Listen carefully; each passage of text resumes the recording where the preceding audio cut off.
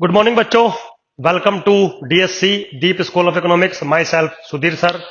तो मेरे बच्चों, जैसा कि मेरा लेक्चर सीरीज चल रहा है for economics honours semester 1, my paper is introductory statistics for economics, right. तो पिछली दो क्लासेस में मेरे बच्चों मैं आपको बहुत सारी बातें डिस्कस कर चुका हूं आपके साथ। आज मेरा लेक्चर नंबर 3 आपके साथ में डिस्कस करने वाला हूं।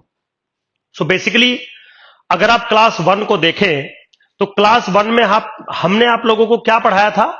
डिफाइन किया था स्टैटिस्टिक्स। स्टैटिस्टिक्स कैसे डिफाइन किया था कि statistics is a scientific study for analysation of data. So basically हम स्टैटिस्टिक्स में किसी भी इंफॉर्मेशन को, किसी भी कलेक्टेड इंफॉर्मेशन को, किसी भी डाटा को एनालाइज करते हैं। तो बात ये चली थी कि एनालाइजेशन करने का क्या मीनिंग होता है, क्या सेंस होता है। तो आपको बताया गया था कि एनालाइज करने का मीनिंग होता है किसी भी डाटा के बारे में 4 पैरामीट्रिक थिंग्स ऑब्जर्व करना, कैलकुलेट करना। कौन कौन सी थिंग्स थी? एवरेज या सेंट्रल वैल्यू, सेकंड था डिस्पर्जन, थर्ड था स्क्यूनेस एंड फोर्थ था कोर्टोसिस। ठीक है, कोई प्रॉब्लम नहीं है। फिर हमने पिछली क्लास में क्या किया था? नॉर्मली किसी भी डाटा को हम एनालाइज तो नहीं कर रहे थे, लेकिन हम डाटा को ग्राफिकली रिप्रेजेंट कर रहे थे, जिसका एनालाइजेशन में हम फर्दर आगे चल के यूज करेंगे।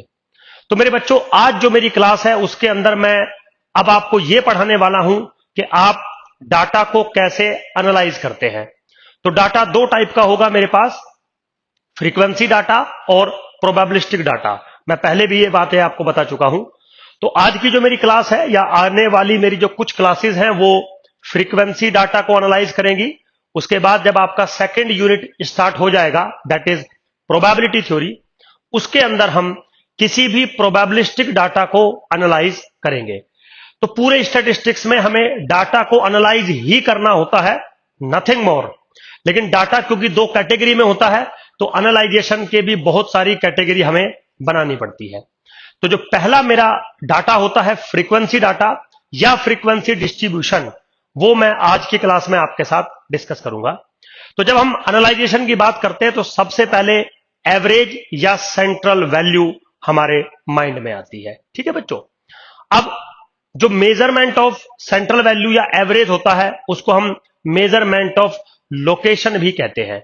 मेजरमेंट ऑफ लोकेशन का मतलब होता है कि किस पॉइंट के कोरस्पॉन्डिंग आपका जो डाटा है वो कंसंट्रेटेड है या लोकेटेड है। तो सबसे पहला जो मेरा टॉपिक है मेरे बच्चों, थ्योरेटिकली जो ऑफिशियल टॉपिक है स्टैटिस्टिक्स का, वो है measurement of location, which is nothing but the measurement of central value और एवरेज।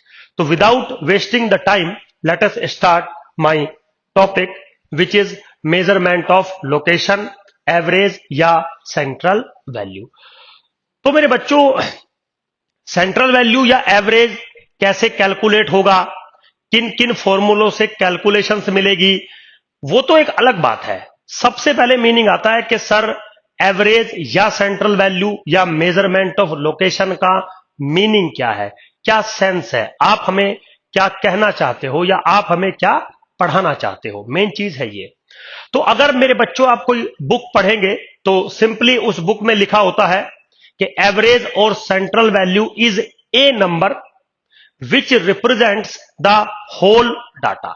मींस ये एक नंबर होता है जो पूरे डाटा को रिप्रेजेंट करता है। जितना भी डाटा है आपके पास, पूरा इंफॉर्मेशन जो है, कलेक्टेड इंफॉर्मेशन जो है, वो एक सिंगल नंबर से उस चीज को रिप्रेजेंट करेगा। मैंने बोला ठीक है। क्या आप इसको और एक्सप्लेन कर सकते हैं? यस। एवरेज या सेंट्रल वैल्यू वो नंबर होता है जिसके आसपास, जिसके नेबरहुड में डाटा की मैक्सिमम ऑब्जर्वेशंस बिलोंग करती हैं। कुछ ऑब्जर्वेशन उस नंबर से दूर हो सकती है, मैं मना नहीं कर रहा हूं। मैं ये नहीं कह रहा हूं कि सारी ऑब्जर्वेशन उसके नेबरहुड में होनी चाहिए, नहीं, ऐसा बिल्कुल नहीं बोल रहा हूं। लेकिन मैक्सिमम ऑब्जर्वेशन उसके नेबरहुड में होनी चाहिए। That number is called average या सेंट्रल वैल्यू। जैसे फॉर एग्जाम्पल, मान लीजिए अगर मैं आपसे कह दूं कि इंडियन बॉयज की एवरेज हाइट बताइए, तो अब मैं सारे इंडियन बॉयज वो तो जानता नहीं हूं। सारे इंडियन बॉयज की हाइट भी मुझे नहीं पता है। फिर भी आपने क्वेश्चन मेरे से पूछा कि इंडियन बॉयज की एवरेज हाइट बताइए, तो मैंने कुछ दिमाग लगाया होगा और मैंने बोला बेटा 5 foot 5 inch, suppose for example. तो ये बात सही है या गलत, वो तो बाद में देखेंगे। अब इसका मीनिंग क्या है मुझे आज वो देखना है। तो जब मैं ये कह रहा हूं कि 5 foot 5 inch is the average height of Indian boys, तो इसका सेंस ये है कि maximum Indian boys 5 foot 5 inch height के आसपास है। किसी की 5'4" होगी, किसी की 5'5" होगी, किसी की 5'6" होगी, अप टू सोन। ऐसा नहीं हो सकता कि किसी की 10 फुट हाइट होगी या किसी की 3 फीट हाइट होगी। बॉयज का मतलब है 18 प्लस और 23 लेस, बॉयज उसको कहते हैं। तो क्या सबकी हाइट 5 फुट 5 इंच होगी? नहीं, ऐसा तो मैं बोल भी नहीं रहा हूं। मैं सिंपली ये कह रहा हूं कि एवरेज अगर मैं बोल रहा हूं 5 फुट 5 इंच, तो मैक्सिमम बॉयज की जो हाइट होगी वो 5 फुट 5 इंच के आसपास होगी। मतलब अगर 5 फुट 5 इंच पे मैं एक नेबरहुड बनाऊं 5 फुट 4 इंच से लेके 5 फुट 6 इंच के बीच में, तो मैक्सिमम बॉयज की हाइट उसी के बीच में पड़ेगी। ये मैं कह रहा हूं। मैं ये नहीं कह रहा कि 6 फुट के बॉयज इंडिया में नहीं है, लेकिन उनका जो परसेंटेज है वो कम है, ऐसा मैं आपसे कहना चाहता हूं। सो मेजरमेंट ऑफ लोकेशन का मतलब हुआ कि डाटा आपका किस पॉइंट के अबाउट लोकेटेड है। That's why this is called a central value और the average. So what is the meaning of average? It is a number which represents the whole data, or it is a number which contains maximum observation in the corresponding neighborhood। तो उसके neighbourhood में data की maximum observations belong करेंगी, ऐसा मैं आपसे बोल रहा हूं। वेरी सिंपल, बिल्कुल ठीक है। अब बारी ये आती है कि सुधीर सर, चलिए आपने पढ़ा दिया और हमने मान भी लिया, समझ भी लिया कि लोकेशन या सेंट्रल वैल्यू या एवरेज का ये मतलब होता है। Sir how to calculate it? सबसे पहले तो बात ये आती है कि मेरे बच्चों इसको आप कैलकुलेट कैसे करोगे? चलिए ठीक है, कोई प्रॉब्लम नहीं है। अब यहां पे जब कैलकुलेशन की बारी आती है, इसका मतलब वो आपसे एक फॉर्मुलेशन पूछना चाहता है जिससे वो डाटा का एवरेज या सेंट्रल वैल्यू कैलकुलेट करेगा।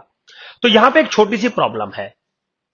जब भी आप फॉर्मूला पूछेंगे तो फॉर्मूला हमेशा मैथमेटिशियन से पूछा जाता है कि भाई हमें एक ऐसा नंबर कैलकुलेट करना है जो पूरे डाटा को रिप्रेजेंट करे, तो बताओ क्या फॉर्मूला बनेगा।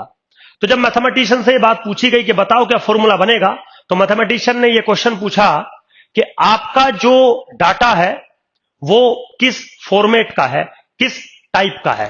टाइप मैं थोड़ा सा आपको समझाता हूं, और इकोनॉमिक्स के आप बच्चे हो तो थोड़ा सा आप समझेंगे भी।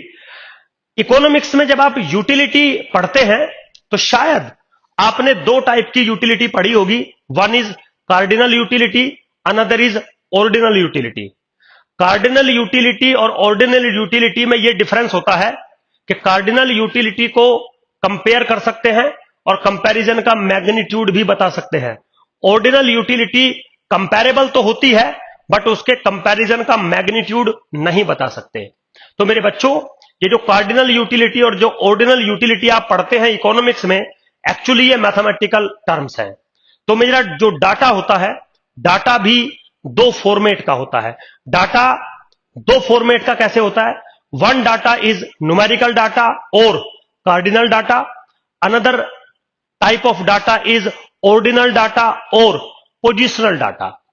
तो जो न्यूमेरिकल या कार्डिनल डाटा होते हैं उनमें एक बेनिफिट होता है कि हम उनको चाहे तो पोजीशंस में अरेंज कर सकते हैं, ऑर्डर्ड में अरेंज कर सकते हैं, और उन ऑर्डर्ड का जो मैग्नीट्यूड है वो भी हम बता सकते हैं। जैसे फॉर एग्जांपल एक डाटा है 1, सपोज एक डाटा है मेरे पास 1 7 9, मान लीजिए 200 फॉर एग्जांपल। तो इस डाटा को देख के मैं बता सकता हूं ये सबसे छोटी ऑब्जर्वेशन है, ये उससे बड़ी, ये उससे बड़ी और ये उससे बड़ी। और मैं ये भी बता सकता हूं कि ये कितनी बड़ी है 6 यूनिट, ये कितनी बड़ी है 2 यूनिट, ये कितनी बड़ी है 191 यूनिट्स। तो यहां पे मैं मैग्नीट्यूड भी बता रहा हूं कि कौन सी ऑब्जर्वेशन बड़ी है तो कितनी बड़ी है। इसको हम कहते हैं न्यूमेरिकल डाटा और कार्डिनल डाटा। ऐसे ही मेरे बच्चों पोजिशनल डाटा होते हैं। लेकिन पोजिशनल डाटा में सिर्फ आप ये बता सकते हो कि ये इस पोजीशन पे है, मतलब ये ऑब्जर्वेशन सबसे छोटी, ये ऑब्जर्वेशन उससे बड़ी, ये ऑब्जर्वेशन उससे बड़ी, लेकिन आप ये नहीं बता सकते कि उनके बीच में जो मैग्नीट्यूड है वो कितना है। आप न्यूमेरिकली उसको एक्सप्रेस नहीं कर सकते डाटा को, आप उसको सिर्फ पोजिशनली एक्सप्रेस कर सकते हो। तो ये एक छोटा सा डिस्कशन हुआ मेरा आपके साथ कि डाटा हमारे दो टाइप का होता है, कार्डिनल डाटा और ऑर्डिनल डाटा, न्यूमेरिकल डाटा और पोजिशनल डाटा। ठीक है, अब आप सवाल सोच सकते हैं कि सुधीर सर आपने ये दो टाइप के डाटा हमसे डिस्कस क्यों किए? वो इसलिए किए मेरे बच्चों क्योंकि मैथमेटिशियन ये कहते हैं कि अगर आपका डाटा न्यूमेरिकल है तो numerical measurement of average, numerical measurement of central value हम यूज करेंगे, और अगर आपका डाटा पोजिशनल है तो हम पोजिशनल मेजरमेंट ऑफ एवरेज या positional measurement of central value हम यूज करेंगे। यहां पे एक चीज मैं बता दूं आपको, हो सकता है आपको कंफ्यूजन हो जाए। बहुत सारे लोग एवरेज को अर्थमेटिक मीन कहते हैं या अर्थमेटिक मीन को एवरेज कहते हैं, जबकि यह गलत है। एवरेज मेरे बच्चों एक टेंडेंसी होती है जो सेंट्रल वैल्यू को रिप्रेजेंट करती है। अर्थमेटिक मीन उस एवरेज को कैलकुलेट करने का एक तरीका होता है। चलिए कर कोई बात नहीं, ये तो मैटर ऑफ अंडरस्टैंडिंग है, आप धीरे धीरे समझेंगे। तो जैसा मैंने बोला कि मैथमेटिशियन सबसे पहले ये पूछेंगे कि डाटा किस फॉर्मेट का है, आइदर न्यूमेरिकल और पोजिशनल। तो हमने मैथमेटिशियन को समझा दिया कि हमारा डाटा न्यूमेरिकल भी हो सकता है, हमारा डाटा पोजिशनल भी हो सकता है। तो मैथमेटिशियन कहते हैं जो अगर आपका डाटा न्यूमेरिकल है तो उसकी सेंट्रल वैल्यू को कैलकुलेट करने के तीन तरीके हमारे पास हो सकते हैं। सबसे पहला सबसे फेमस तरीका है अर्थमेटिक मीन। समझ गए? अर्थमेटिक मीन और द मीन, अर्थमेटिक मीन और द मीन। सेकंड तरीका है ज्योमेट्रिक मीन, और थर्ड वे है हार्मोनिक मीन। मेरे बच्चों ये तीनों के तीनों मीन ही हैं, ये तीनों के तीनों एवरेज को रिप्रेजेंट करने का फॉर्मुलेशन है, सेंट्रल वैल्यू को रिप्रेजेंट करने का फॉर्मुलेशन है। बट ये तीनों किस कैटेगरी में आते हैं? ये न्यूमेरिकल एवरेज की कैटेगरी में आते हैं। ऐसे ही दो हैं जो पोजिशनल एवरेज की कैटेगरी में आते हैं। नंबर वन है मीडियन एंड नंबर टू है मोड। तो जब भी हम सेंट्रल वैल्यू की बात करेंगे, एवरेज की बात करेंगे, आपको डाटा देखना पड़ेगा, is it in numerical form और is it in the positional form. अगर न्यूमेरिकल फॉर्म है तो ये 3 लगाए जा सकते हैं, और अगर पोजिशनल है तो ये 2 लगाए जा सकते हैं। कौन सा लगेगा वो मैटर करेगा, वो डिपेंड करेगा कि हमारा डाटा क्या है। तो जैसा कि आपके दिमाग में जा सकता है कि सुधीर सर क्या एवरेज निकालने का कोई यूनिवर्सल फॉर्मूला, एक यूनिक फॉर्मूला नहीं है? आंसर है मेरे बच्चों नहीं। एवरेज निकालने के 5 तरीके हैं, लेकिन अब प्रॉब्लम यह है क्या पांचों से सेम रिजल्ट आएगा? नहीं। तो फिर आप मुझे यह कहेंगे कि सुधीर सर अगर पांचों से सेम रिजल्ट नहीं आएगा तो हमें यह कैसे पता चलेगा कि कौन से तरीके से हमको एवरेज कैलकुलेट करना है? मेरे बच्चों यह हमें पता चलेगा, लेकिन इसको पता करना उतना आसान नहीं होता। आपको पूरे डाटा को, मेरी बातों को, इनके फॉर्मुलेशंस को अच्छे से समझना होगा। उसके बाद डाटा को देखते ही आप ये बता दोगे कि सर इस पे अर्थमेटिक मीन बेटर रहेगा, यहां पे ज्योमेट्रिक मीन बेटर रहेगा, यहां पे मीडियन बेटर रहेगा, यहां पे मोड बेटर रहेगा। लेकिन उसके लिए थोड़ा सा आपको हर एक पॉइंट को समझना पड़ेगा। तो ऐसा नहीं है कि कोई बहुत टिपिकल टास्क है, लेकिन उतना आसान भी नहीं है। आपको अच्छे से तीनों, चारों, पांचों बातों को समझना पड़ेगा। तो ठीक है, हमने अपनी टॉपिक को हम कंटिन्यू करते हैं कि देखो मेरे बच्चों, डाटा 2 टाइप का हो गया तो मेजरमेंट भी 2 टाइप के हो गए। एक टाइप आपके सामने ये लिखा है, दूसरा टाइप आपके सामने ये लिखा है। अब प्रॉब्लम क्या है? प्रॉब्लम सिर्फ एक ही है, इस बात को फाइंड करना कि किस टाइप के डाटा पर कौन सा मेजरमेंट लगेगा, आइदर अर्थमेटिक मीन और ज्योमेट्रिक मीन और हार्मोनिक मीन और मीडियन और मोड। तो चलिए जी, ये तभी क्लियर हो सकता है जब आप एक एक मेजरमेंट को अच्छे से डीपली स्टडी करोगे। तो आपको खुद के लिए भी डीपली स्टडी करना है और एग्जाम में जो क्वेश्चन आएगा उसके लिए भी डीपली स्टडी करना है, क्योंकि एग्जाम में बहुत अच्छा क्वेश्चन आता है मेरे बच्चों, बेहतरीन क्वेश्चन आता है एकदम। ठीक है, तो मतलब बेहतरीन मतलब टफ नहीं आता है, बट आपको नॉलेज होनी चाहिए अपने सब्जेक्ट की। तो चलिए जी आगे चलते हैं मेरे बच्चों। सबसे पहला मैंने जो न्यूमेरिकल मेजरमेंट है उनको डिस्कस कर लेते हैं। सबसे पहला जो न्यूमेरिकल मेजरमेंट है वो है मीन और द अर्थमेटिक मीन। बिल्कुल simple. So basically arithmetic mean is what? Arithmetic mean is the numerical measurement of central value या न्यूमेरिकल मेजरमेंट ऑफ एवरेज। कोई प्रॉब्लम नहीं है। अब आप ये पूछोगे चलो ठीक है सर, ये numerical measurement of central value है, इसका मतलब है कि जो आपके पास डाटा होगा वो न्यूमेरिकल डाटा होगा, नंबर्स का डाटा होगा, वो कार्डिनल डाटा होगा। तो इसका मतलब जब भी इसका फॉर्मूला बनेगा मुझे कार्डिनल डाटा आप देंगे या मुझे न्यूमेरिकल डाटा आप देंगे। तो डाटा मेरे बच्चों तीन टाइप से डिस्कस होता है न्यूमेरिकल डाटा। सबसे पहला कैटेगरी होती है डिस्क्रीट डाटा विदाउट फ्रीक्वेंसी, एक होता है डिस्क्रीट डाटा विद फ्रीक्वेंसी, एक होता है continuous data with frequency. Continuous data without frequency कभी नहीं हो सकता। तो तीन कैटेगरी कौन सी बनी? Discrete data without frequency, discrete data with frequency और कंटिन्यूअस डाटा विद फ्रीक्वेंसी। तो तीनों टाइप का डाटा हो सकता है। तो मुझे यह बताना पड़ेगा कि तीनों टाइप का अगर डाटा है तो मीन और अर्थमेटिक मीन कैसे कैलकुलेट होगा। क्या मेजर करेगा? सेंट्रल वैल्यू को मेजर करेगा। तो सबसे पहले मान लीजिए मेरे पास जो डाटा है वो है डिस्क्रीट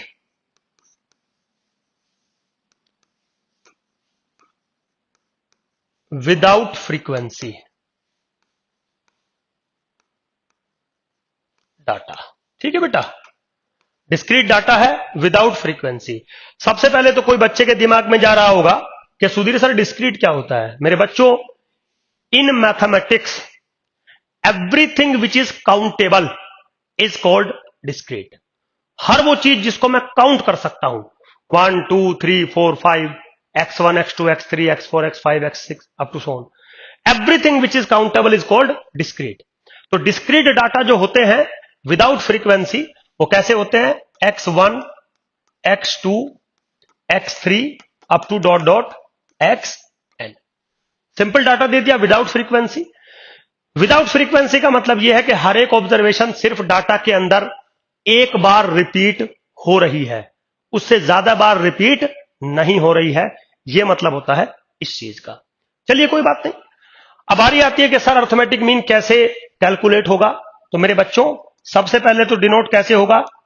कैपिटल एक्स बार, कुछ लोग इसको स्मॉल एक्स बार से भी रिप्रेजेंट करते हैं, doesn't matter. How to defined it? 1/n bracket summation i goes from 1 to n x i. आप इसको ऐसे भी लिख सकते हैं x1 plus x2 plus x3 plus dot dot xn divided by n। That's it.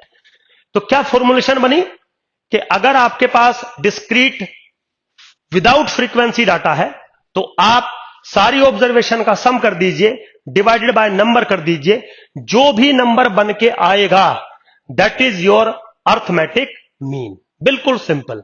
क्या रिप्रेजेंट करेगा? ये सेंट्रल वैल्यू को रिप्रेजेंट करेगा जो भी आपका गिवन डाटा होगा। इसका मतलब आप ये कहना चाहते हैं कि जो भी ये नंबर आएगा x बार, ये डाटा कुछ इस तरीके से होगा कि इस डाटा की मैक्सिमम ऑब्जर्वेशन इस नंबर के आसपास बनेंगे। बिल्कुल सिंपल, कोई प्रॉब्लम नहीं है। ठीक है बेटा, चलिए अब अगर हम सेकंड केस डिस्कस करें आप लोगों के साथ, सेकंड केस डिस्कस करें तो डिस्क्रीट डाटा है but with frequency, with frequency data. तो विद फ्रीक्वेंसी डाटा कैसे होगा? x मेरे पास वेरिएबल होगा, f कोरस्पॉन्डिंग फ्रीक्वेंसी होगी like this x1 x2 dot dot xn, frequency f1 f2 dot dot fn। कोई प्रॉब्लम नहीं है। तो x वेरिएबल हो गया, f फ्रीक्वेंसी होगी, कोरस्पॉन्डिंग फ्रीक्वेंसी होगी। फ्रीक्वेंसी का मतलब आपको पता है, how frequently an observation is used in the data.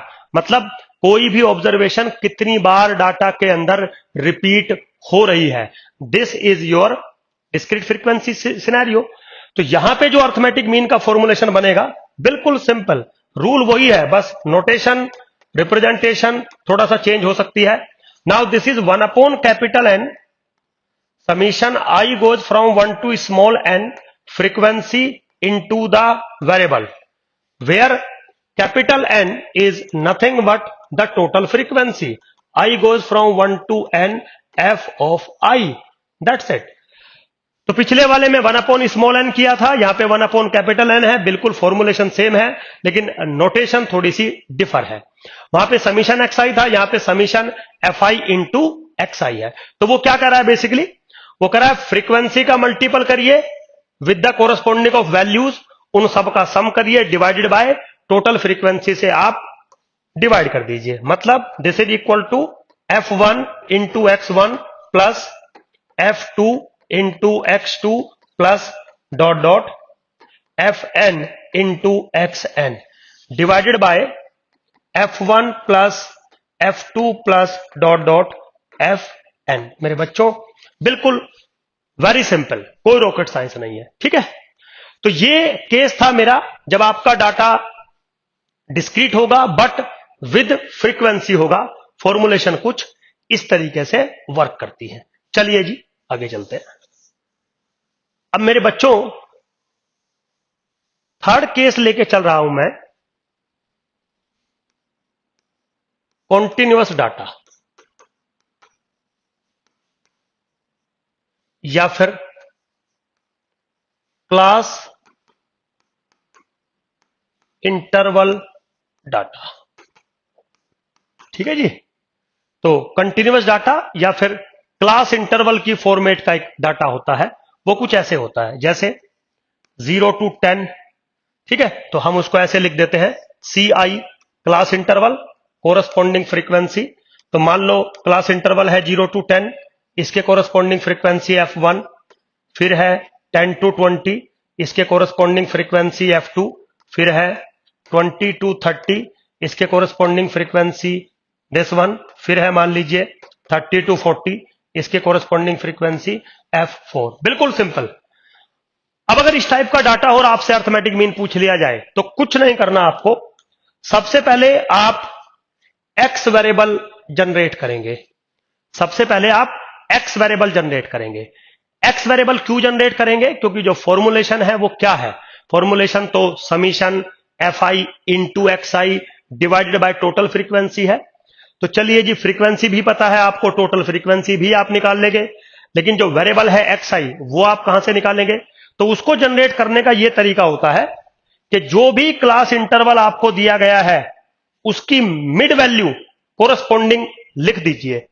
तो यहां पे आएगा x1 जो कि किसके बराबर है 5 के, इसकी मिड वैल्यू. जो अगला क्लास इंटरवल है उसकी मिड वैल्यू यहां लिख दीजिए.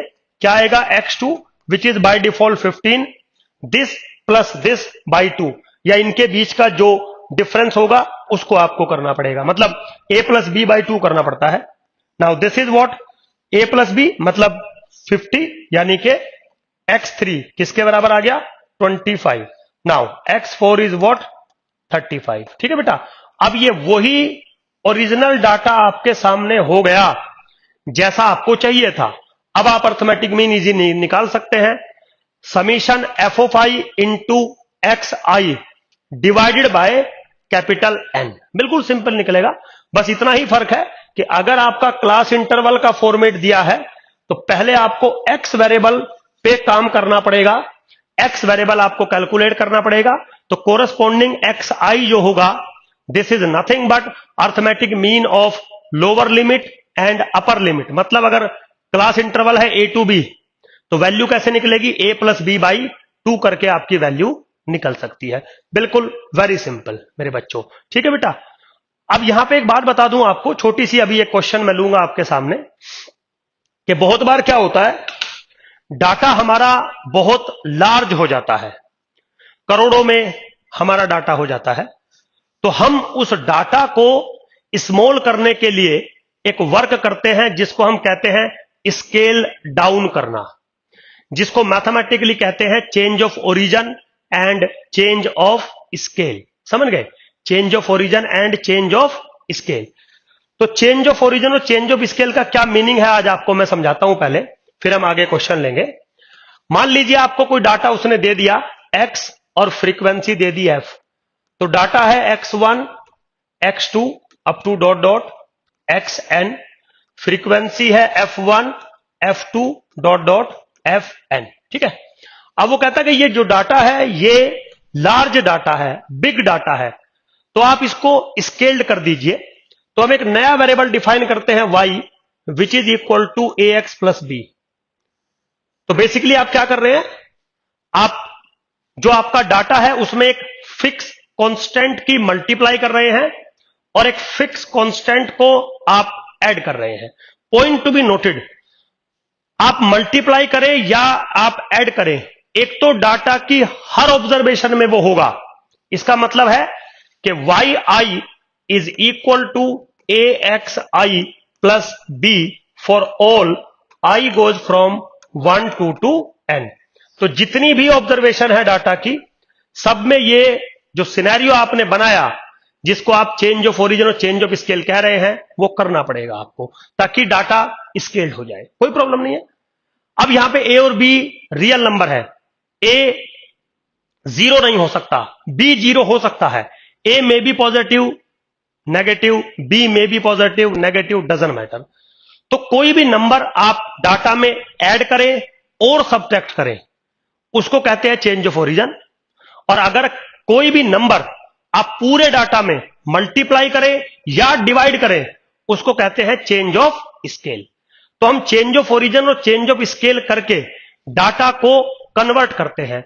अब कहने का सेंस यह है कि जब भी आप डाटा को चेंज ऑफ ओरिजिन और चेंज ऑफ स्केल से कन्वर्ट करेंगे, तो वेरिएबल की वैल्यू तो चेंज हो जाएगी, y1 y2 y3 yn, but frequency never be change. तो जो नया डाटा बनेगा यहां पे, वो बनेगा y और फ्रीक्वेंसी f। तो y तो हो जाएगा y1 y2 yn, but frequency अभी भी उतनी ही रहेगी, क्योंकि चेंज ऑफ ओरिजिन और चेंज ऑफ स्केल करने से फ्रीक्वेंसी चेंज नहीं होती। अब हम इसका अर्थमेटिक मीन कैलकुलेट करेंगे और इस बेसिस पे हम इसका अर्थमेटिक मीन डिफाइन करेंगे। कैसे डिफाइन करेंगे वो मेरी नेक्स्ट क्लास का पार्ट है।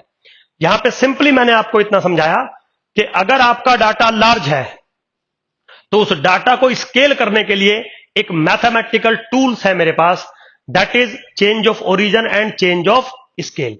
तो कोई भी फिक्स नंबर अगर डाटा में आप मल्टीपल करते हैं या डिवाइड करते हैं, तो चेंज ऑफ स्केल माना जाता है, और प्लस माइनस करते हैं तो चेंज ऑफ ओरिजिन माना जाता है। वेरी सिंपल मेरे बच्चों। तो चलिए, जैसा कि मैंने प्रॉमिस किया था मेरे बच्चों, एक मैं आपके लिए क्वेश्चंस बिल्कुल डिस्कस कर लेता हूं। मेरे नोट्स में बिल्कुल ये क्वेश्चन लिखा हुआ है, वहीं से मैंने स्क्रीनशॉट आपके सामने मैं डिस्कस कर रहा हूं। तो क्वेश्चन जनरली मैं अपलोड करके लेके आता हूं ताकि टाइम वेस्ट ना हो हमारा। तो क्वेश्चन में कह रहा है, find arithmetic mean of the marks from the table. तो अर्थमेटिक मीन पूछ रहा है मार्क्स के। डाटा क्या दिया है, मार्क्स जो दिए हैं वो इंटरवल की फॉर्मेट में दिए हैं। 0 to 10 कितनों के हैं, 10 to 20 कितनों के हैं, 20 to 30 कितनों के हैं, 30 to 40 कितनों के हैं, 40 to 50, 50 to 60। Number of student मतलब फ्रीक्वेंसी दे रखी है। तो 0 to 10 के बीच में 12 स्टूडेंट है, मतलब जो 0 to 10 के कोरस्पॉन्डिंग जो फ्रीक्वेंसी है वो 12 है। 10 to 20 के बीच में 18 स्टूडेंट है, मतलब 10 to 20 के जो कोरस्पॉन्डिंग फ्रीक्वेंसी है वो 18 है। 20 to 30 की जो फ्रीक्वेंसी है वो 27 है। अब वो कहता है अर्थमेटिक मीन निकालिए। Very simple. तो डाटा को मैं ऐसे अरेंज कर सकता हूं, मार्क्स है ना, जिसको मैं इंटरवल लिख रहा था, तो इंटरवल 0 to 10, 10 to 20, 20 to 30, और कोरस्पॉन्डिंग फ्रीक्वेंसी हमने लिख दी, कोई प्रॉब्लम नहीं है। अच्छा, नंबर ऑफ स्टूडेंट्स, हाँ, number of student corresponding frequency हमने लिख दी। लास्ट में हमने टोटल फ्रीक्वेंसी भी कर दी 100, जो कि कैपिटल एन के बराबर हो जाएगा, वो भी चाहिए आपको। फिर मैंने क्या बोला था, आप फ्रीक्वेंसी के साथ साथ आपको जो ये क्लास इंटरवल्स हैं, इनसे आपकी एक्स की वैल्यू कैलकुलेट करनी पड़ेगी, which is what a plus b by 2। तो मेरे बच्चों 0 to 10 के कोरस्पॉन्डिंग एक्स आई कितना आएगा, 5, 10 to 20 के कोरस्पॉन्डिंग 15, 20 to 30 के कोरस्पॉन्डिंग 25, 30 to 40 के corresponding 35, 45, 55 up to so on. ये डिफरेंट भी आ सकते हैं, बट फिलहाल इसमें इतना ही आ रहा है। अब क्या करना है, fi इंटू xi का कॉलम बनाइए। तो fi इंटू xi मतलब this into this is 60, this into this is 270, this into this up to सो कर दिया, और नीचे फिर ये टोटल कर दिया। सो बेसिकली ये टोटल क्या लिखा है, समीशन fi इंटू xi, और ये टोटल क्या लिखा है, capital N which is summation fi। Arithmetic mean का फॉर्मूला क्या होता है मेरे बच्चों, 1/n समीशन fi xi, दोनों की वैल्यू डाली, 28 is the average of this continuous frequency data, that's it. बिल्कुल सिंपल है।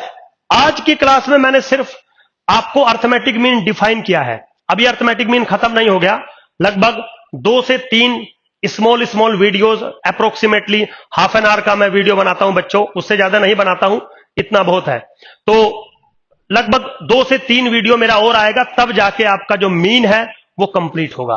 मतलब मीन और अर्थमेटिक मीन सबसे मेन मेजरमेंट माना जाता है सेंट्रल वैल्यू का, तो इसको हम थोड़ा सा ज्यादा डीपली डिस्कस करने की मेरे बच्चों कोशिश करते हैं। होप सो आपको समझ में आया होगा ये जो सारी चीजें मैं पढ़ा रहा हूं। चलिए नेक्स्ट वीडियो में आपके साथ हम बाकी जो प्रॉपर्टीज ऑफ अर्थमेटिक मीन है आगे की क्लास में हम डिस्कस करेंगे। Thank you very much, bye.